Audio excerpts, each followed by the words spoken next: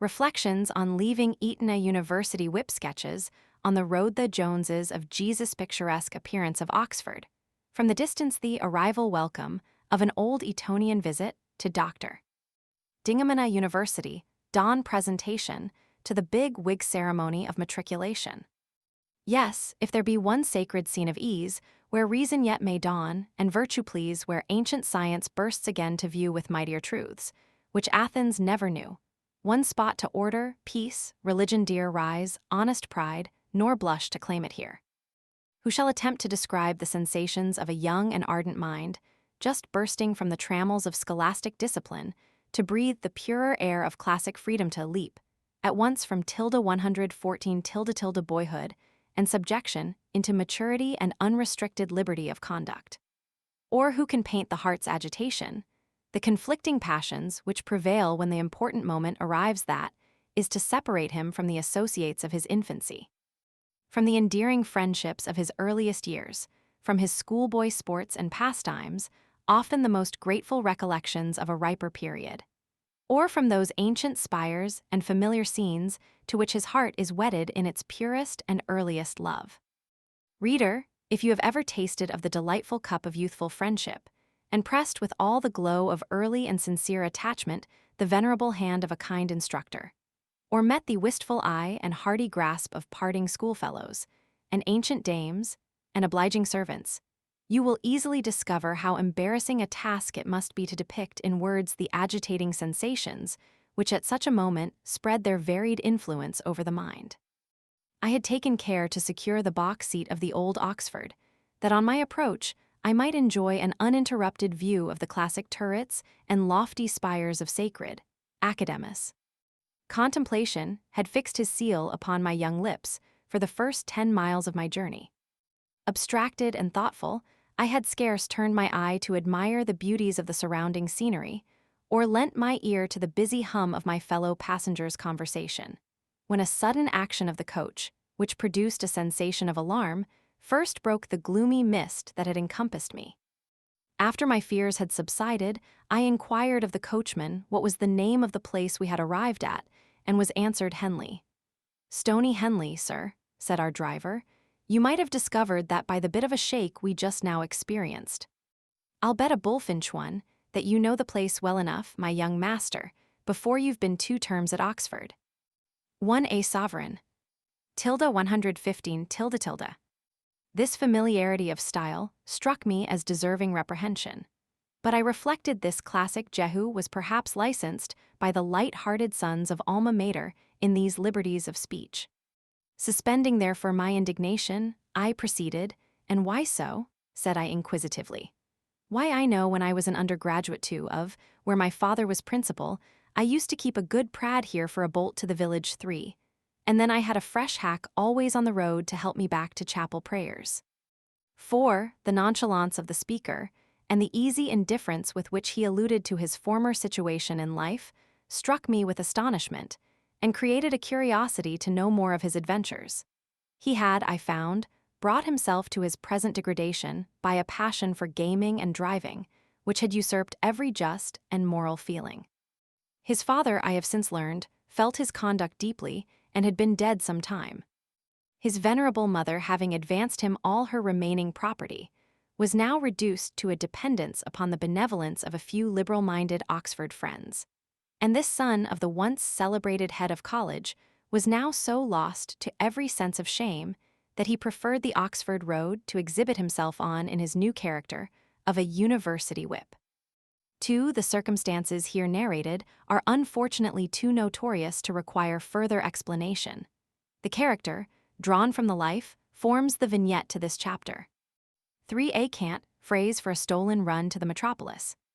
No unusual circumstance with a gay Oxonian, some of whom have been known to ride the same horse the whole distance and back again after prayers, and before daylight the next morning. 4. When, to use the Oxford phrase, a man is confined to chapel, or compelled to attend chapel prayers, it is a dangerous risk to be missing a severe imposition, and sometimes rustication is sure to be the penalty. 116. Immediately behind me, on the roof of the vehicle sat a rosy-looking little gentleman, the rotundity of whose figure proclaimed him a man of some substance. He was habited in a suit of clerical mixture, with the true orthodox hat and rosette in front, the broadness of its brim serving to throw a fine mellow shadow over the upper part of a countenance, which would have formed a choice study for the luxuriant pencil of some modern Rubens. The eyes were partially obscured in the deep recesses of an overhanging brow and a high fat cheek, and the whole figure brought to my recollection a representation I had somewhere seen of Silenus reproving his bacchanals. The picture was the more striking by the contrasted subjects it was opposed to. On one side was a spare-looking stripling, of about the age of 18, with lank hair brushed smoothly over his forehead, and a demure, half-idiot-looking countenance that seemed to catch what little expression it had from the reflection of its sire. For such I discovered was the ancient's affinity to this cadaverous importation from North Wales. The father, a Welsh rector of at least £150 per annum, was conveying his eldest born to the care of the Principal of Jesus, of which college the family of the Joneses Five had been a leading name since the time of their great ancestor, Hugh ap Price, son of Rhys ap Rhys, a wealthy burgess of Brecknock, who founded this college for the sole use of the sons of Cambria in 1571. 5 David Jones or, Wine and Worsted. Hugh Morgan, cousin of that Hugh whose cousin was, the Lord knows who was likewise, as the story runs, 10th cousin of one David Jones. David, well stored with classic knowledge, was sent betimes to Jesus College. Paternal bounty left him clear for life £100 a year, and Jones was deemed another Croesus among the commoners of Jesus. It boots not here to quote tradition in proof of David's erudition. He could unfold the mystery high, of Paulo posts and verbs in scan Virgil, and in mathematics prove that straight lines were not quadratics. All Oxford hailed the youth's ingressus, and wondering Welshmen cried, "Cot bless us." It happened that his cousin Hugh through Oxford passed, to Cambria due, and from his erudite relation received a written invitation. 117 . Hugh to the college gate repaired, and asked for Jones. The porter stared. "Jones, sir," quoth he, "discriminate of Mr. Joneses there be 8. Aye, but tease David Jones," quoth Hugh, quoth porter, "we've 6 Davids too. Cot's flesh." Cries Morgan, "Cease your mockings, my David Jones wears worsted stockings." Quoth porter, "Which it is, heaven knows, for all the 8 wear worsted hose." "My cot," says Hugh, "I'm asked to dine with cousin Jones and quaff his wine." "That one word, wine, is worth a dozen," quoth porter. "Now I know your cousin. The wine has stood you, sir, in more stead than David or the hose of worsted. You'll find your friend at number 9, we've but one Jones that quaffs his wine." All these particulars I gleaned from the rapid delivery of the Welsh rector, who betrayed no little anxiety to discover if I was of the university, how long I had been matriculated, what was my opinion of the schools, and above all, if the same system of extravagance was pursued by the students and undergraduates. Too cautious to confess myself a freshman, I was therefore compelled to close the inquiry with a simple negative to his early questions, and an avowal of my ignorance in the last particular. The deficiency was, however, readily supplied by an old gentleman, who sat on the other side of the Reverend Mr. Jones. I had taken 118 him, in the first instance, for a doctor of laws, physic, or divinity, by the studied neatness of his dress, the powdered head, and ancient appendage of a queue, with a measured manner of delivery, joined to an affected solemnity of carriage and authoritative style.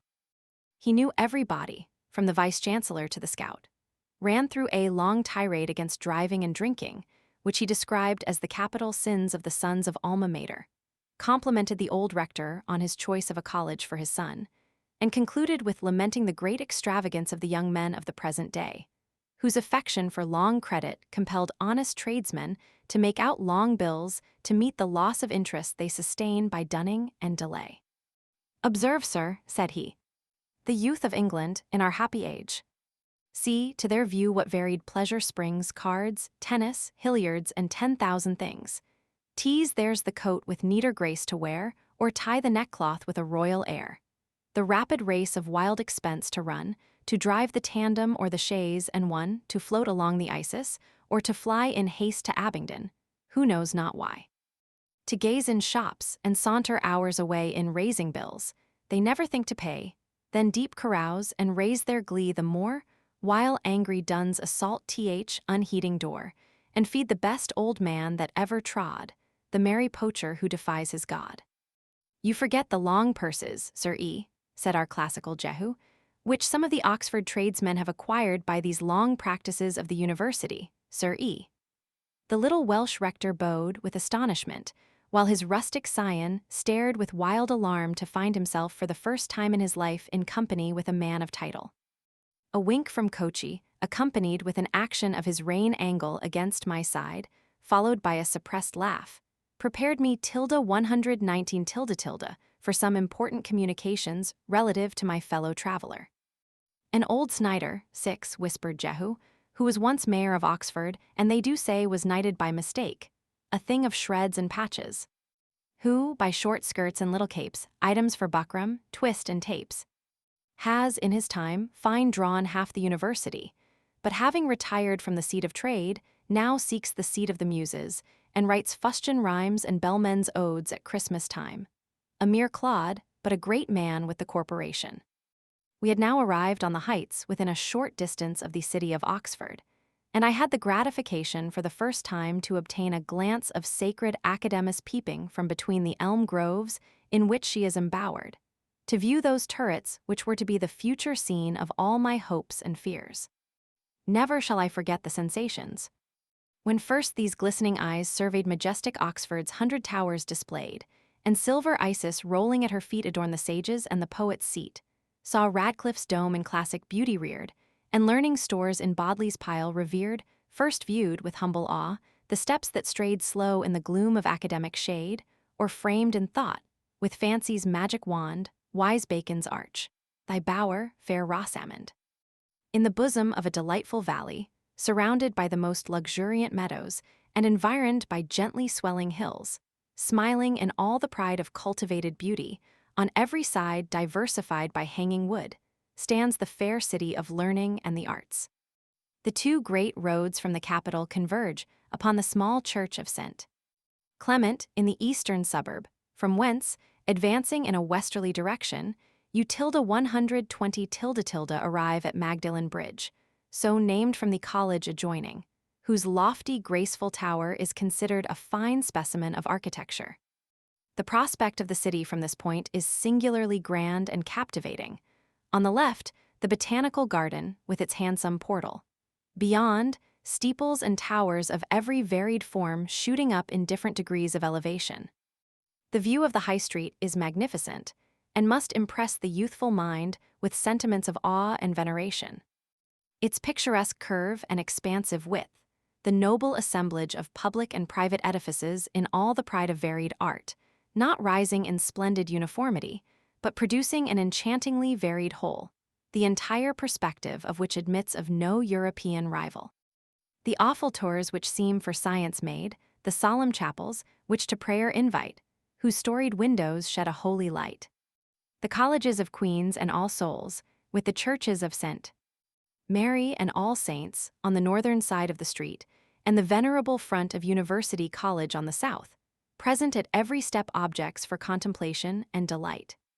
Whirling up this graceful curvature, we alighted at the Mitre, an inn in the front of the High Street, inclining towards Carfax. A number of undergraduates in their academicals were posted round the door, or lounging on the opposite side, to watch the arrival of the coach, and amuse themselves with quizzing the passengers. Among the foremost of the group, and not the least active, was my old schoolfellow and con, Tom Echo, now of Christ Church. The recognition was instantaneous, the welcome a hearty one, in the true Etonian style, and the first connected sentence an invitation to dinner. "I shall make a party on purpose to introduce you, old chap," said Tom. "That is, 121 as soon as you have made your bow to the big wig. 7. But I say, old fellow, where are you entered one we are most of us overflowingly full here?" I quickly satisfied his curiosity upon that point, by informing him I had been for some time enrolled upon the list of the Foundation of Brasenose, and had received orders to come up and enter myself. Our conversation now turned upon the necessary ceremonies of matriculation. Tom's face was enlivened to a degree, when I showed him my letter of introduction to Dr. Dingaman of Ellen College. What the opposition member, the Oxford Palladio? Why, you might just as well expect to move the Temple of the Winds from Athens to Oxford without displacing a fragment, as to hope the doctor will present you to the vice-chancellor. It won't do. We must find you some more tractable personage, some good-humored knob that stands well with the principals, tells funny stories to their ladies, and drinks his 3 bottles like a true son of orthodoxy. For heaven's sake. My dear fellow, if you do not wish to be pointed at, booked for an eccentric, or suspected of being profound, abandon all intention of being introduced through that medium. A first interview with that singular man will produce an examination that would far exceed the perils of the great go-8. He will try your proficiency by the chart and scale of truth. Be that as it may, Tom, said I, not a little alarmed by the account I had heard of the person to whom I was to owe my first introduction to Alma Mater. I shall make the attempt, and should I fail, I shall yet hope to avail myself of your proffered kindness. 7. A big wig. Head of a college. A don. A learned man. A knob. A fellow of a college. 8. The principal examining school. 122. After partaking of some refreshment and adjusting my dress, we sallied forth to lionize, as Tom called it, which is the Oxford term for gazing about, usually applied to strangers. Proceeding a little way along the high street from the Mitre, and turning up the first opening on our left hand, we stood before the gateway of Lincoln College. Here Tom shook hands, wished me a safe passport through what he was pleased to term the Oxonia Purgata, and left me, after receiving my promise to join the dinner party at Christ Church. I had never felt so awkwardly in my life before. The apprehensions I was under of a severe examination, the difficulty of encountering a man whose superior learning and endowments of mind had rendered him the envy of the university, and above all, his reputed eccentricity of manners created fears that almost palsied my tongue when I approached the hall to announce my arrival. If my ideas of the person had thus confounded me, my terrors were doubly increased upon entering his chamber. Shelves groaning with ponderous folios and quartos of the most esteemed Latin and Greek authors, fragments of Grecian and Roman architecture, were disposed around the room. On the table lay a copy of Stuart's Athens, with a portfolio of drawings from Palladio and Vitruvius and Pazzo's perspective. In a moment the doctor entered, and, advancing towards me, seized my hand before I could scarcely articulate my respects. I am glad to see you be seated. You are of Eton, I read, an ancient name and highly respected. Here, what works have you been lately reading? Immediately ran through the list of our best school classics, at which I perceived the doctor smiled. You have been treated, I perceive, like all who have preceded you. The bigotry of scholastic prejudices is intolerable. I have been for 50 years laboring to remove the veil, and have yet contrived 123 to raise only one corner of it. Nothing, continued the doctor, has stinted the growth and hindered the improvement of sound learning more than a superstitious reverence for the ancients, by which it is presumed that their works form the summit of all learning, and that nothing can be added to their discoveries. Under this absurd and ridiculous prejudice, all the universities of Europe have labored for many years, and are only just beginning to see their error by the encouragement of natural philosophy. Experimental learning is the only mode by which the juvenile mind should be trained and exercised in order to bring all its faculties to their proper action, instead of being involved in the mists of antiquity. Can it be possible, thought I, this is the person of whom my friend Tom gave such a curious account? Can this be the man who is described as a being always buried in abstracted thoughtfulness on the architectural remains of antiquity, whose opinions are said never to harmonize with those of other heads of colleges? Who is described as eccentric, because he has a singular veneration for truth and an utter abhorrence of the dogmas of scholastic prejudice? There are some few characters in the most elevated situations of life, who possess the amiable secret of attaching everyone to them who have the honor of being admitted into their presence, without losing one particle of dignity, by their courteous manner. This agreeable qualification the doctor appeared to possess in an eminent degree. I had not been 5 minutes in his company before I felt as perfectly unembarrassed as if I had known him intimately for 12 months.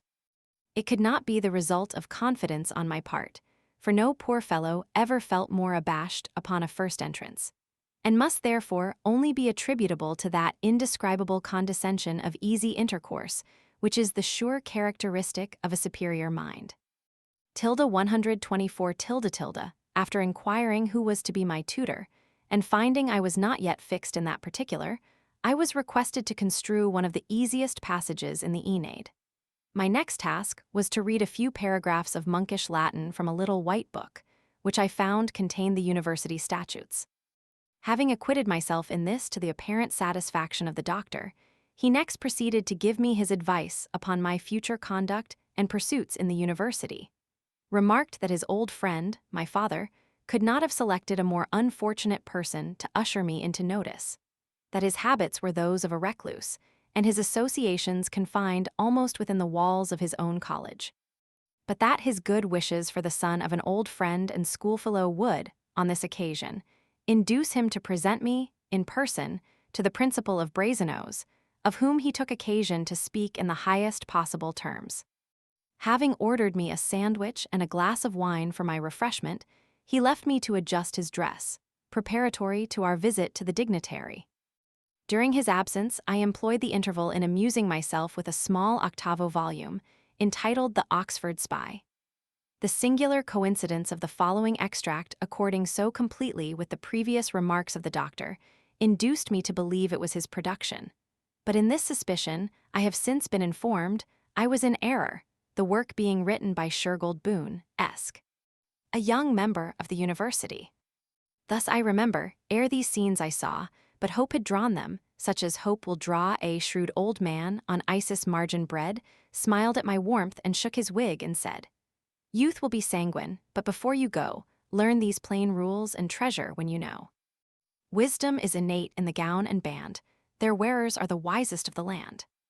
125 Science, except in Oxford, is a dream, in all things heads of houses are supreme. 9.